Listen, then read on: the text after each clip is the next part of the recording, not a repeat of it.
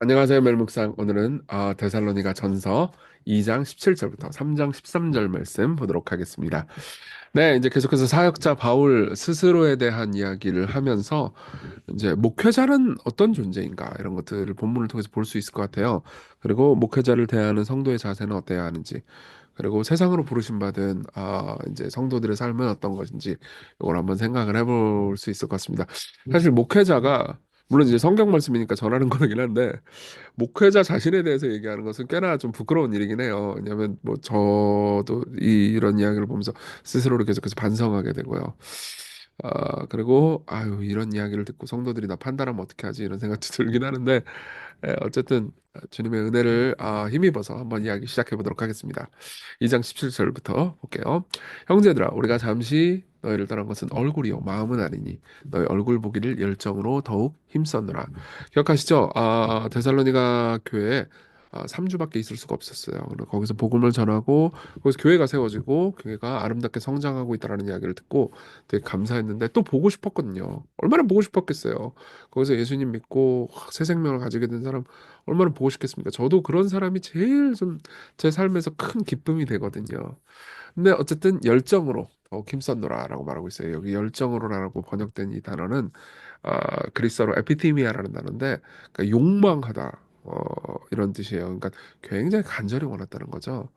그러므로 나 바울은 한 번, 두 번 너에게 가고자 하였으나 사탄이 우리를 막았도다. 어떻게 막았는지는 여기 기록되어 있지 않기 때문에 잘 모릅니다. 근데 아마 뭐 어떤 학자들은 질병일 거라고 말하기도 하고요. 그리고 무엇보다 이제 당시의 국제 정세나 상황 자체가 이제 바울로 하여금 들어갈 수 없게 만들었다는 거죠. 사실 그런 입장에서 꼭 그게 나쁜 일만은 아니었어요. 왜냐하면 그것 때문에 데살로니가 전서가 남게 됐잖아요. 우리가 읽을 수 있게 됐잖아요. 하나님의 선한 섭리는 항상 이런 식으로 움직입니다. 자, 근데 우리의 소망이나 기쁨이나 자랑의 면류관이 무엇이냐? 그가 강림하실 때 우리 주 예수 앞에 너희가 아니냐? 너희는 우리의 영광이요 기쁨이라. 자, 보세요. 여기 보면 되게 재밌는 부분이 있습니다. 그러니까 바울과 디모데 신라를 가리키는 거죠. 우리의 소망, 기쁨, 자랑과 면류관이 무엇이냐? 너희가 아니냐? 너희는 우리의 영광이고 기쁨이다. 자, 여기서 우리가 볼 수 있는 게 뭐죠? 바울은요, 그리고 참된 사역자들은 성도들과 자기 자신을 엮습니다. 그들의 기쁨이 내 기쁨이에요. 그들이 내 영광입니다. 그러니까 절대로 뭐 강사처럼 뭐 그냥 가가지고 그냥 설교 같은 거 딱 하고 그들의 삶과 그들의 환경과 분리되거나 격리된 삶을 살 수 없어요. 그건 참된 사역자가 아닙니다. 그들의 고통과 아픔, 그들의 기쁨을 함께하는 거죠. 자, 몇 주 전에 목회 서신 때도 그런 이야기를 좀 잠깐 했는데, 그러니까 누가 취직했다 그러면 참 기뻐요. 근데 또 아직 취직 못한 사람이 떠오르죠. 누가 아기 가졌다 기쁜데 아기를 아직 못 가진 사람 생각이 나고, 누가 건강을 회복했다 너무 좋은데 아직 아픈 사람 생각나고, 누가 결혼했다 그러면 너무 좋은데 아직 결혼 못한 사람 생각나고. 하여튼 뭐 그렇습니다. 이게 참 그러니까 목회자가 가져야 되는 숙명인 것 같아요. 그리고 사도 바울이 그런 사람이었던 거죠.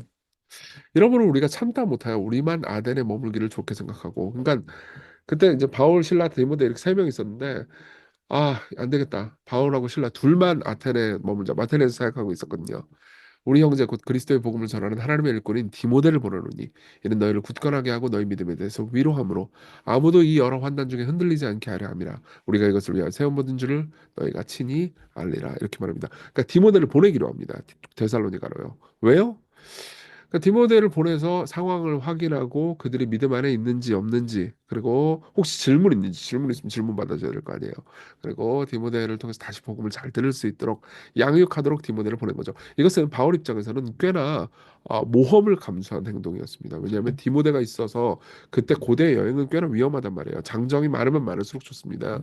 그래서 젊은 디모데가 있는 것은 꽤나 큰 도움이 됐겠죠. 그리고 젊은 디모데가 있어가지고 여러 가지 방식으로 어, 이 문제들을 해결하러 가는데, 특별히 이제 바울 입장에서는 디모데를 의지하고 의존하는 마음도 있었습니다. 나중에 디모데 전후서 보면 좀 그 바울의 마음을 알 수 있어요. 그러니까 위험하고 좀 큰 모험이었죠. 근데도 불구하고 너무 사정을 알고 싶은 거예요. 데살로니가 교인들 어떤지 너무 알고 싶어서, 그들이 진짜 계속해서 믿음 안에 서 있는지, 내가 전한 말씀을 계속해서 붙들고 있는지, 예, 궁금하잖아요. 그래서 보낸 거죠. 우리가 너와 함께 있을 때 장차받을 환난을 너에게 미리 말하였는데 과연 그렇게 된 것을 너희가 아느니라. 그러니까 3주 동안 바울이 복음을 전할 때 너희들이 예수 그리스도를 믿으면 너희들은 오히려 환난을 당하게 된다라고 얘기를 한 적이 있어요. 실제로 바울이 떠났을 때 그런 환난이 기독교인들에게 닥쳤죠. 그럼 바울 입장에서는 걱정이 될 거 아니에요. 왜요? 환난이 있으면 오히려 그들이 신앙을 버리지 않을까? 이런 생각이 들었을 겁니다. 그래서 어떻게 되냐? 이러므로 나도 참다 못하여 너희 믿음을 알기 위하여 그를 보내었으니 이는 혹 시험하는 자가 너희를 시험하여 우리를 수고를 헛되게 할까 함이니. 그렇죠? 핍박을 하고 박해하는 사람이 복음 전한 것을 헛되게 해가지고 그 데살로니가 교인들이 믿음을 저버릴까 봐 너무 걱정이 돼서 참다 못해서 디모데를 보낸 거예요.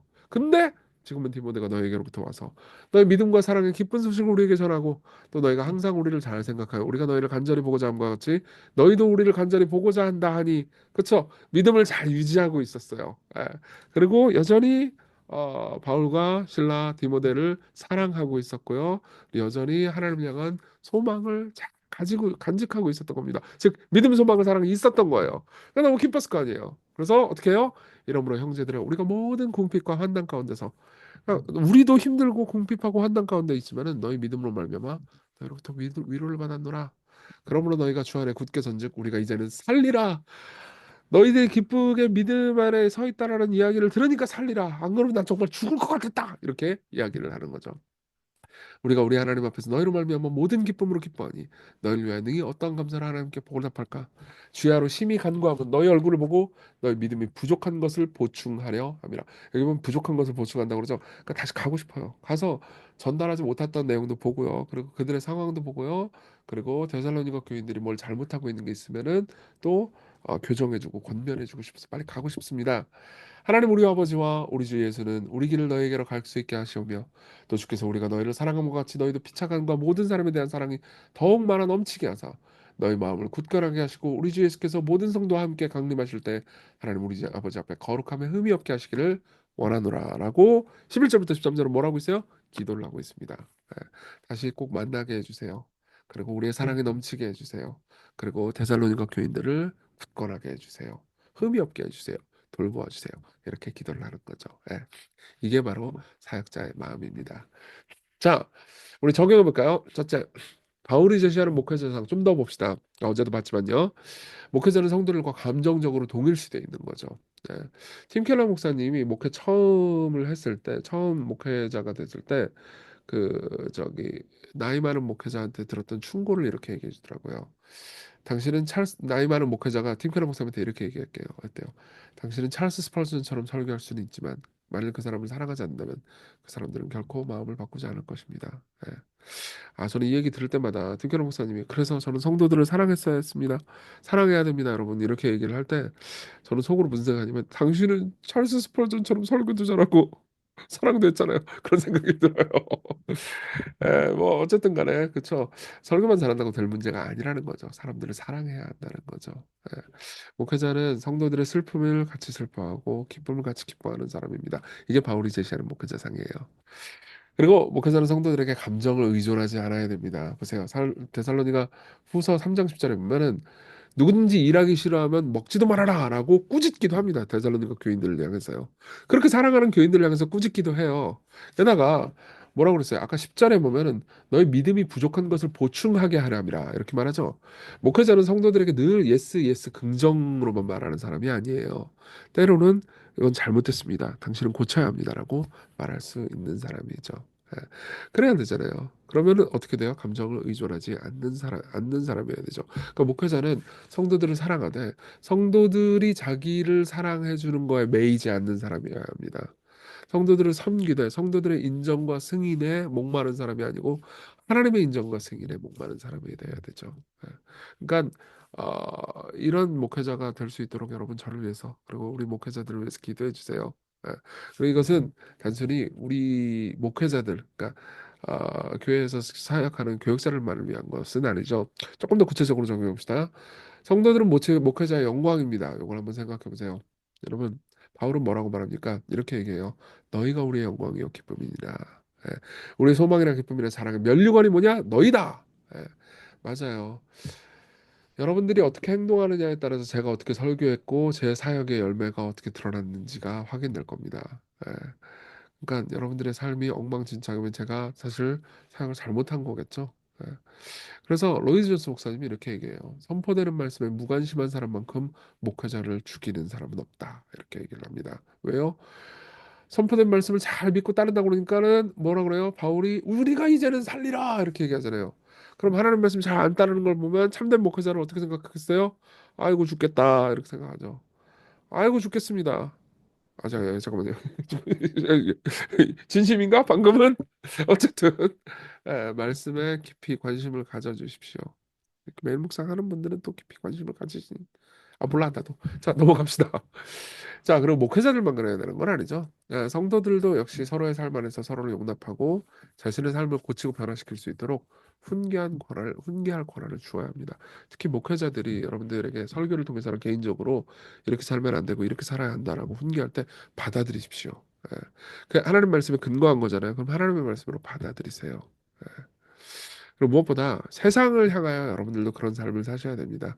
그리스도께서 우리를 위해서 하신 일을 여러분들도 세상을 위해서 해야 돼요. 예수님께서 뭐라고 말씀하시냐면 그들이 새 노래를 불러 이를 때 두루마리를 가지고 그 인목을 떼기 앞당하시도다 일찍이 죽임을 당해서 각 족속과 방언과 백성과 나라 가운데서 예수님이 사람들을 피로 사서 하나님께 드리십니다. 하나님 향해서 예수님이 이렇게 말씀하시는 거죠. 우리를 가리켜서 이들이 내 멸류가 아니고 내 영광입니다.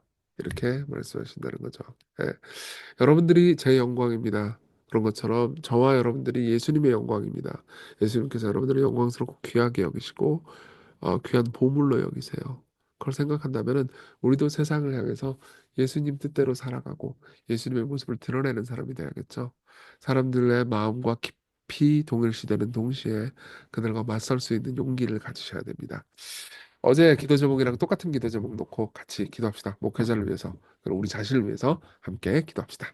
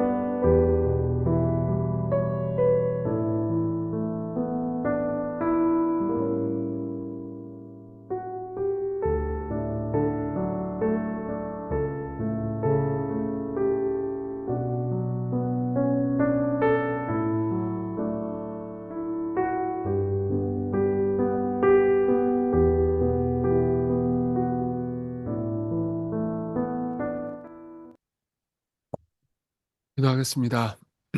은혜로우신 주님, 아, 우리를 그냥 홀로 버려두지 않으시고, 말씀과 더불어서 우리를 돌볼 목회자들을 주셔서 감사합니다.